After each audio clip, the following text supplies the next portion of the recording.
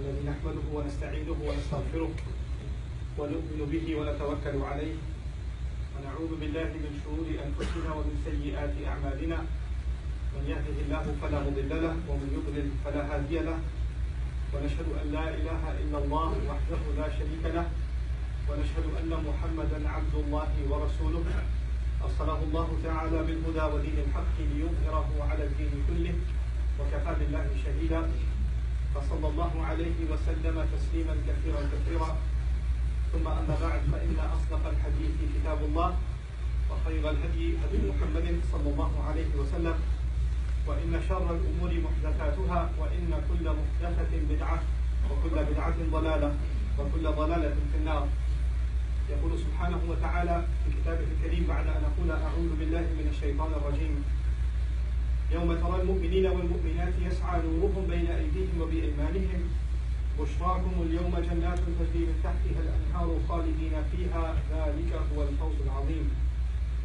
يوم يقول المنافقون والمنافقات للذين آمنوا انظرونا نقتبس من نوركم قيل ارجعوا وراءكم فالتمسوا نورا فضرب بينهم بسور له باب باطنه فيه الرحمة وظاهره من قبله العذاب ينادونهم ألم نكن معكم قالوا بلى ولكنكم فتنتم أنفسكم وتربصتم وارتبتم وغرتكم الأماني حتى جاء أمر الله وغركم بالله الغرور فاليوم لا يؤخذ منكم فدية ولا من الذين كفروا مأواكم النار هي مولاكم وبئس المصير. رب اشرح لي صدري ويسر لي أمري واحلل عقدة من لساني يفقهوا قولي. اللهم ثبتنا عند الموت بلا إله إلا الله اللهم اجعلنا من الذين آمنوا وعملوا الصالحات وتواصوا بالحق وتواصوا بالصبر آمين يا رب العالمين. The intention of today's khutbah is to actually share with you part of just one ayah that belongs to Surah Al-Hadith. But in order to share some lessons from this ayah with you, I'd like to give you some context. This ayah belongs to the very middle of Surah Al-Hadith, and in the very middle of Surah Al-Hadith, Allah paints a scene of Judgment Day. Judgment Day is something that Allah talks about in many places in the Quran, and usually when He talks about it, He talks about people that are heading towards Jannah, the believers, and people that are heading towards the hellfire, the disbelievers. But this passage in particular is unique because Allah, instead of comparing believers to disbelievers, He compares believers to hypocrites. Allahumma la taj'alna minhum, may Allah not make us from them. But Allah, instead of comparing those who have faith as opposed to those who have no faith, is actually comparing people who have faith as opposed to people who thought they have faith, or pretended to have faith, or their faith was there but is of no value to Allah on the Day of Judgment. This is the munafiq. May Allah not make us from them. But this is why this passage is of particular importance, because it tells us many things about how not to end up in that scene on Judgment Day. To summarize what's going on in this passage, Allah Azza wa Jalla says that on the Day of Judgment, believers, when they stand, the Prophet ﷺ will be able to see them. يَوْمَ تَرَى, meaning Ishara ila Rasul sallallahu alaihi wasallam. The messenger can see the entire ummah, al-mu'minina wal-mu'minat, believing men and women, يَسْعَى نُورُهُمْ بَيْنَ أَيْدِيهِمْ وَبِأَيْمَانِهِمْ. Their light is going to be coming out from right in front of them and from their right. What that means is, we have light coming from our hearts, from our chests, and we have light coming out of our hands. Why is that important? Because your iman and my iman, if it's sincere, if my faith is sincere to Allah, and my belief was strong, it actually turns into light on Judgment Day. And that faith made me act in a certain way. Those actions that I took turned into light on Judgment Day, the actions of my hand. So you have two torches on Judgment Day. The Day of Judgment is dark. It's this long walk to Jannah. And you're going to need light to get there. Some people are going to have exhaustive light. Their light is so stretched that the Prophet ﷺ would describe that it could go from one city to another. It's that big of a light. Other people have such weak light, they still have it, but it's so weak they can barely see the next step that they're taking. So there are people with different capacities of light, and they are now making their way, and Allah congratulates them because they at least have light, as opposed to people who have no light, they don't have any chance of getting to Jannah. They can't see a path. And so Allah says, بُشْرَاكُمُ الْيَوْمَ جَنَّاتٌ تَجْرِي مِن تَحْتِهَا الْأَنْهَارُ خَالِدِينَ فِيهَا. Congratulations to all of you of gardens, at the bottoms of which rivers are flowing. It's right ahead of you. Keep walking, keep going, keep going. But then in the next ayah, Allah describes a group of people that also get up on Judgment Day, and they notice they have no light, and they're in the middle of the dark. And they see far ahead, and they see, you can imagine the scene, there's complete pitch black darkness, and there's a group of people that seem to have some torches with them. You don't even see them, you just see some lights flickering. So you realize, I better catch up with them, because those lights are getting dimmer. So these hypocrites wake up in this dark scene on Judgment Day, and they try to run and catch up to the believers, because they have no light of their own. They wake up and they're in shock that they have nothing that can aid them. فَيَوْمَ يَقُولُ الْمُنَافِقُونَ وَالْمُنَافِقَاتِ لِلَّذِينَ آمَنُوا انظُرُونَا نَقْتَبِسْ مِنْ نُورِكُمْ. The day on which hypocritical men and women are going to say to those who believe, wait for us, hold on, look back towards us. We could get some of your light. نَقْتَبِسْ مِنْ نُورِكُمْ. Iqtibas literally means, in old days you have these torches with fires on top, and you can take your wood and you can kind of light up your own torch. So they figure we can go borrow some of your light, it won't take anything away from yours. Hold on a second, help us out here. And then a voice is heard, قِيلَ إِرْجِعُوا وَرَاءَكُمْ. Go back behind yourselves, go turn back. فَالْتَمِسُوا نُورًا. Find some light. We're not going to help. The day of judgment is the day on which a mother doesn't care about her child. The day on which, father and son and brother and sister, all these relationships, تَقَطَّعَتْ بِهِمُ الْأَسْبَابِ. All relationships are cut.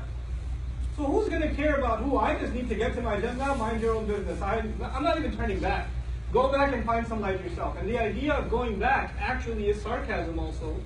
Go back to this world. Because on Judgment Day, if you don't come on Judgment Day with light, you can't get any. The only way to gain that light was in this world. هَلْ تَمِسُوا نُورًا. So now they still try to catch up, because they don't want to hear it, right? So they're still trying to catch up. And as they get closer and closer to the believers, فَضُرِبَ بَيْنَهُمْ بِسُورٍ لَهُ بَابٌ. A massive, gigantic wall is dropped between them, which happens to have a door. And the door, inshallah, maybe some other time we'll talk about. But Allah says a massive, giant wall is dropped between these two groups. So even if they were going to try to catch up, now they can't. As the wall is dropped, Allah says, بَاطِنُهُ فِيهَا الرَّحْمَةِ. The side they can no longer see, the hidden side of it, that's got mercy and love and care in it. وَظَاهِرُهُ مِنْ قِبَلِهِ الْعَذَابِ. And right behind it, approaching them, is punishment. So not only were they in the dark, now there's a massive wall, you got nowhere to go, and when you look back, there's punishment coming at you. They're about to be crushed. So these hypocrites, may Allah not make us from them, become desperate. So they call out, and they say, أَلَمْ نَكُمْ مَعَكُمْ. Didn't we used to be with you? Weren't we with you? So they're asking for the people of the other side. Apparently the door can be opened from the other side. Open up, guys, come on, we used to be with you. And so a desperate call is made. This is important before we go any further. This is actually the reason I chose these ayat for today's khutbah. This wording, أَلَمْ نَكُمْ مَعَكُمْ. Weren't we with you? The idea is that these people on Judgment Day that are standing on the wrong side of the wall, that are in desperate situations, that have no light of themselves, actually assumed that they belonged among the believing community. They were very confident about that. So much so that they're citing it even on Judgment Day. We used to be among you.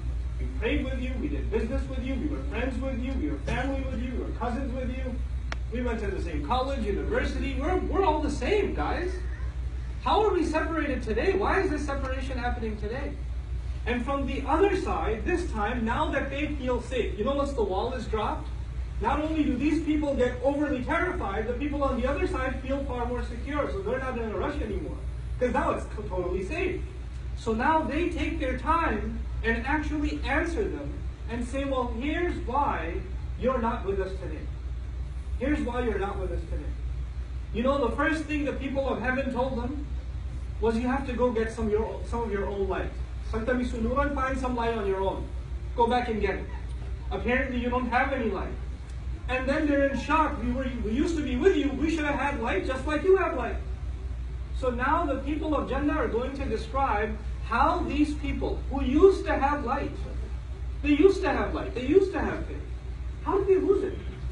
How did they end up bankrupt on Judgment Day? And this ayah is particularly profound because then it will give us an insight into how does someone lose their iman. How does someone end up taking the most priceless treasure that they can have in this life, our faith, and end up squandering it and losing it. It doesn't happen overnight. You don't just lose your iman. It's a process. And that process has been described in these timeless words. Why not? Of course you used to be with us. وَلَكِنَّكُمْ فَتَنْتُمْ أَنفُسَكُمْ. However, you put yourselves, I'll do a rough translation first, then I'll explain. Number one, you put yourselves in fitna, you put yourselves in trial. Fatana in Arabic actually means to put something to the test. Fatana is also used when you test the purity of gold and you melt it and impurities come out. Like gold doesn't go through an easy test, it goes through a painful, burning test.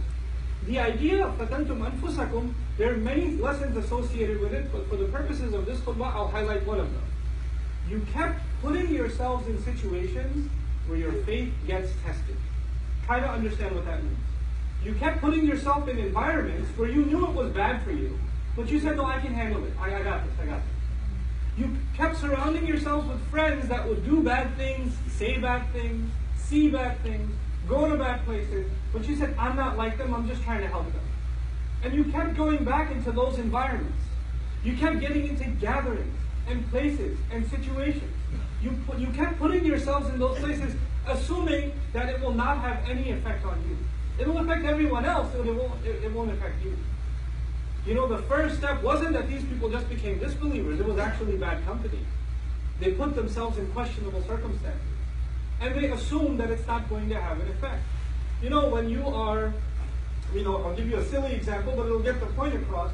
If people do a lot of cooking at home, especially if you're a Desi household, you do a lot of cooking at home, the home smells like a lot of masala. But if you live there, you don't smell it. When somebody else walks in, especially if an Arab walks into your house, they feel like they're in some contaminated zone. It hits them really hard. But a couple of hours later, they're like, oh, it's just oxygen now. You understand? When you first put yourself in a bad environment, you might feel it. You might feel, this isn't good. This is going to mess me up. I don't think I should be here. Your heart will feel uncomfortable. But if you keep putting yourself in that situation over and over and over and over again, guess what? It doesn't bother you anymore. Somebody who smells, stands next to a smoker for the first time is coughing, their eyes are burning. But if they start smoking themselves a year later, that just becomes their oxygen. They can't even breathe normally without smoking. It changes them altogether. The first problem was you surrounded yourselves in a bad environment. What was the second problem? The second problem was وَتَرَبَّصْتُمْ. You kept procrastinating. Now what does that mean? That means you realized it's bad, and you also realized in your own conscience, I should change, but you told yourself, I'll change pretty soon, inshallah. I'm going to change. I know I have to change. I know this is bad. Just one more week, and I'm going to be a different person. Man, just this semester, I got these messed up friends right now, and I can't really make them upset, so I'm going to keep hanging out with them. But next semester, I'm totally doing a different schedule. I'm not going to be around these guys anymore. But let me just write out this semester. Just this one more month, I'm doing this.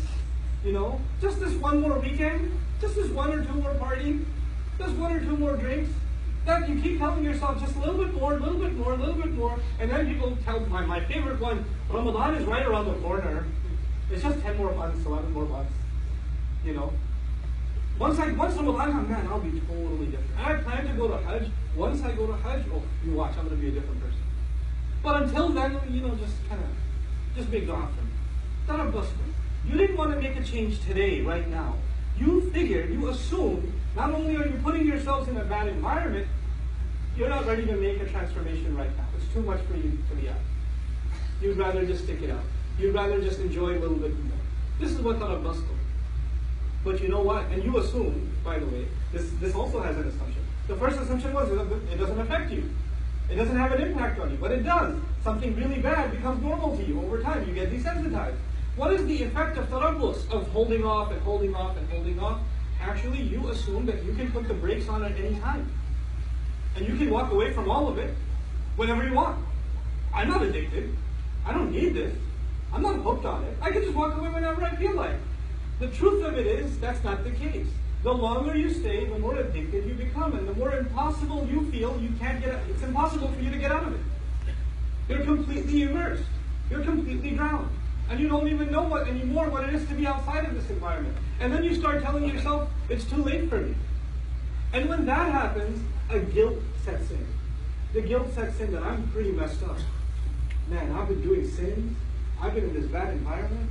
I should have made Tawbah a long time ago, but it's too late for me. And that bad, nobody likes to feel bad. Nobody likes to feel guilty. And then Shaitan comes and says, why do you feel guilty? You don't have to feel guilty. The only thing that's making you feel guilty is this Islam thing.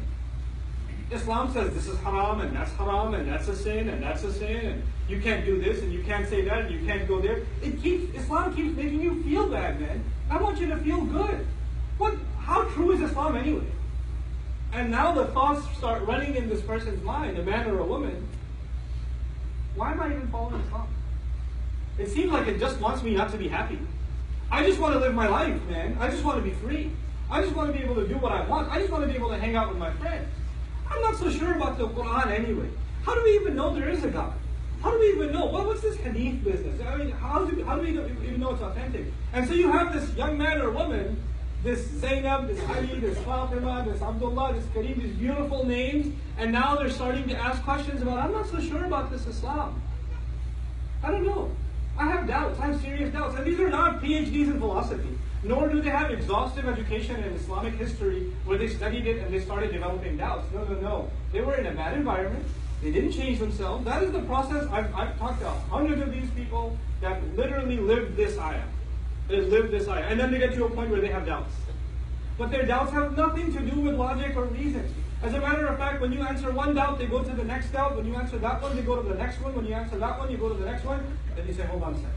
So how long ago did you start ending up in questionable kinds of company? And then the truth starts coming out. What up though? The very next words are, you fell into doubt. You started doubting. You know what doubt will do? It'll let you off the hook. You'll be able to say to yourself, well, it's not really absolutely the truth anyway, so I shouldn't feel bad that I don't follow it. I shouldn't feel bad.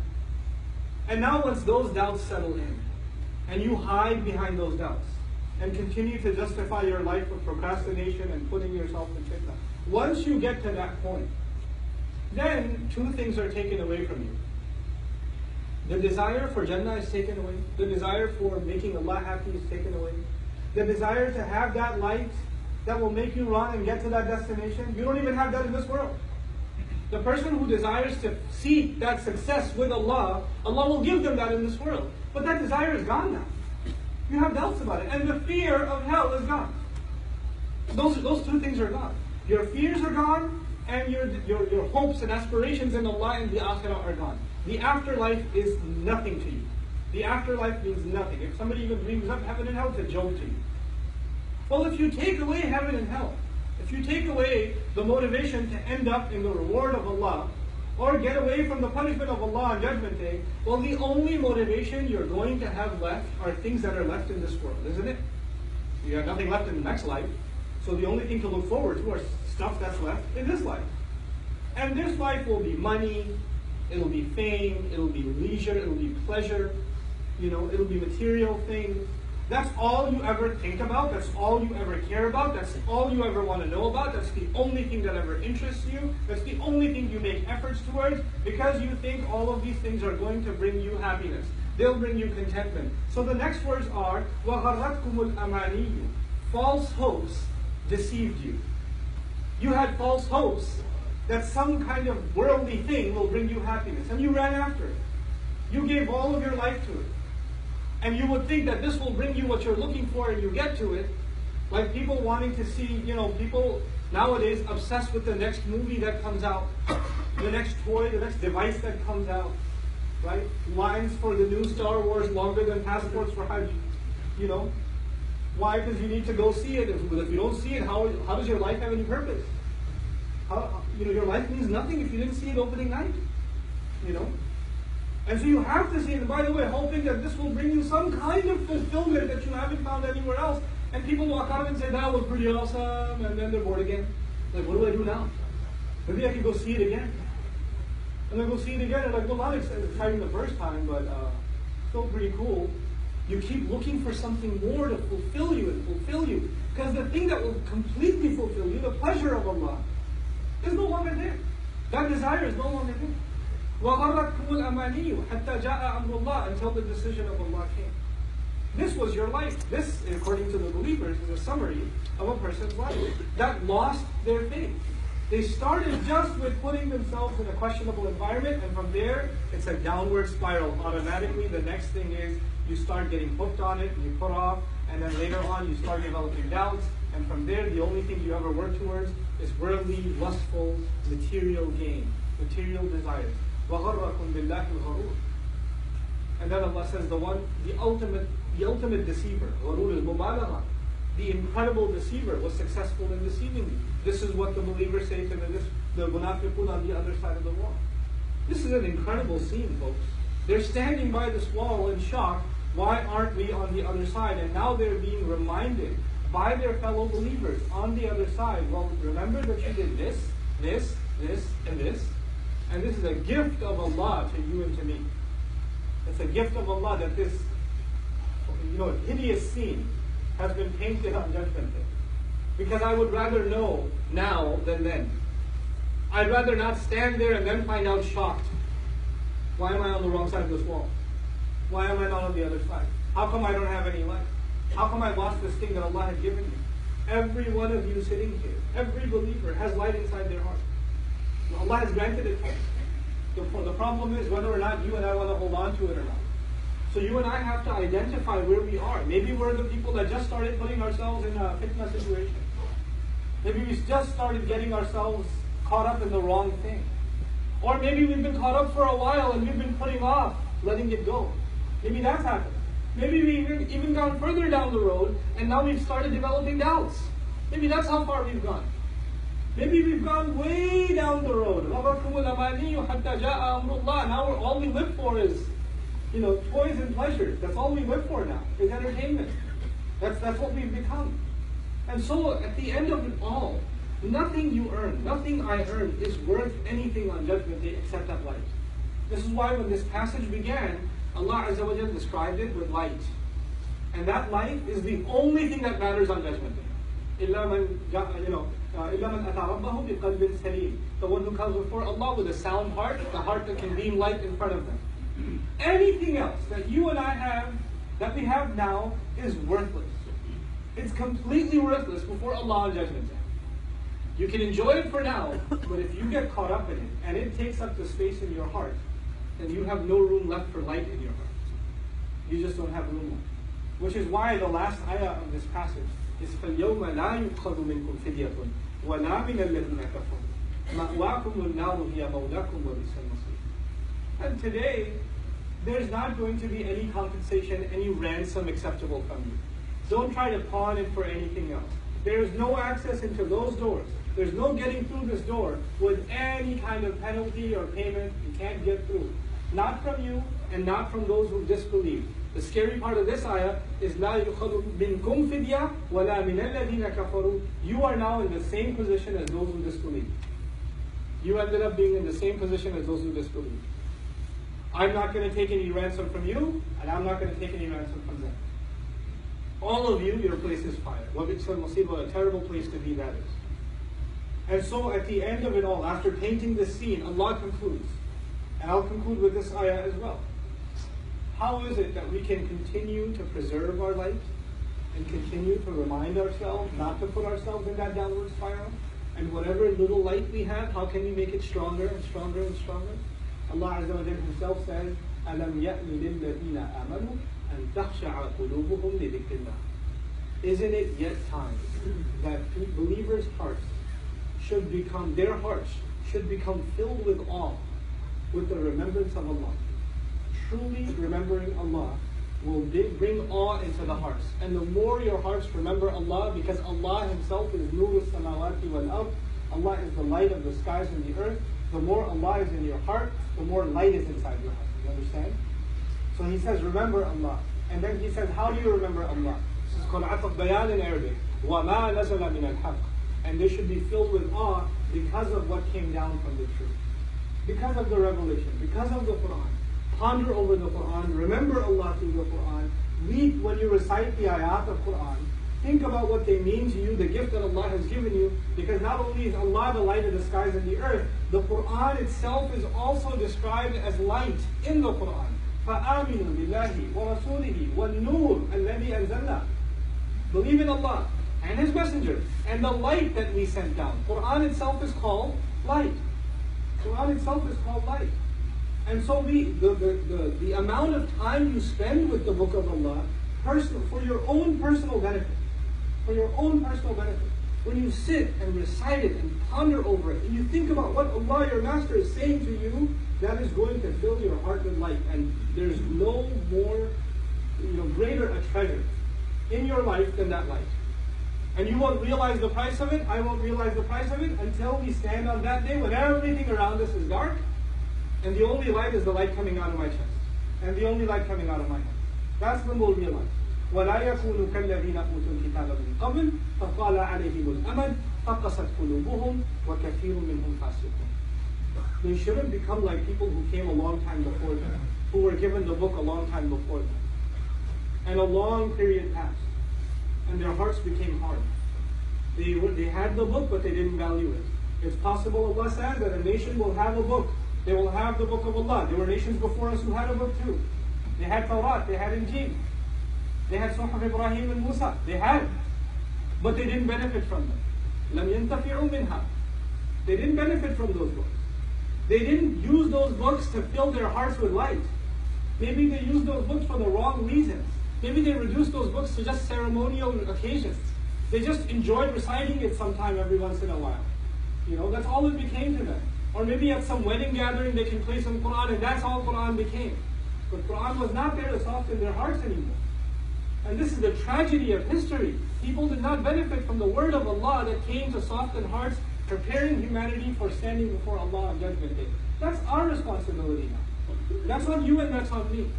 This is why وَلَا يَكُونُوا كَالَّذِينَ أُوتُوا الْكِتَابَ مِنْ قَبْلِ فَطَالَ عَلَيْهِمُ الْأَمَدُ فَقَسَتْ قُلُوبُهُمْ. So their hearts became hard. Their hearts became hard. When the heart becomes hard, there's no light inside life. It's not going to give you anything on Judgment Day. وَكَثِيرٌ مِّنْهُمْ فَاسِقُونَ. Most of them are corrupt. Many of them are corrupt. Allah Azza wa Jalla is now in these few ayat painting one of the most important realities, depicting one of the most important realities in the life of a believer. The Iman you and I have is not something we can hold on to. This light that we have been given is not something that's guaranteed. It's not. Just because you have it now and you feel secure. If somebody says salam to you, means they're Muslim. You say wa alaykum as-salam wa rahmatullahi wa barakatuh. They're both Muslims, they're believers to each other. We assume that we all have the light of faith inside our hearts. But according to these ayat, some people will stand up on Judgment Day and be shocked. I thought I was with you. And you're not. So we better realize that it's not automatic. It's not guaranteed. It's something you personally will have to make efforts for. I personally will have to make efforts for. And your Iman will not help me, and my Iman will not help you on Judgment Day. We're all going to be caring about ourselves, our own light. Go back, find your own light. And right now we can cooperate with each other. And right now we can strengthen each other's Iman. But on that day, there's not going to be any help. May Allah Azza wa Jalla make us of those who preserve the light in our hearts. May Allah Azza wa Jalla make us of those who are not on the wrong side of that wall. Protect us and our families and our loved ones from the nifaq. May Allah keep our hearts from becoming hard. And may Allah Azza wa Jalla make us of those who continually internalize the word of Allah, allowing our hearts to soften and to be filled with light. Barakallahu li wa lakum fil Qur'an al-Hakim wa nafa'ani wa iyyakum min ayati wa dhikr al-Hakim. الحمد لله وكفى والصلاة والسلام على عباده الذين اصطفى خصوصا على أفضلهم وخاتم النبيين محمد الأمين وعلى آله وصحبه أجمعين. يقول الله عز وجل في كتابه الكريم بعد أن أقول أعوذ بالله من الشيطان الرجيم: إن الله وملائكته يصلون على النبي يا أيها الذين آمنوا صلوا عليه وسلموا تسليما. اللهم صل على محمد وعلى آل محمد كما صليت على إبراهيم وعلى آل إبراهيم في العالمين إنك حميد مجيد. اللهم بارك على محمد وعلى آل محمد كما باركت على إبراهيم وعلى آل إبراهيم في العالمين إنك حميد مجيد. عباد الله رحمكم الله، اتقوا الله، إن الله يأمر بالعدل والإحسان وإيتاء ذي القربى وينهى عن الفحشاء والمنكر ولذكر الله أكبر والله يعلم ما تصنعون. أقم الصلاة إن الصلاة كانت على المؤمنين كتابا موقوتا.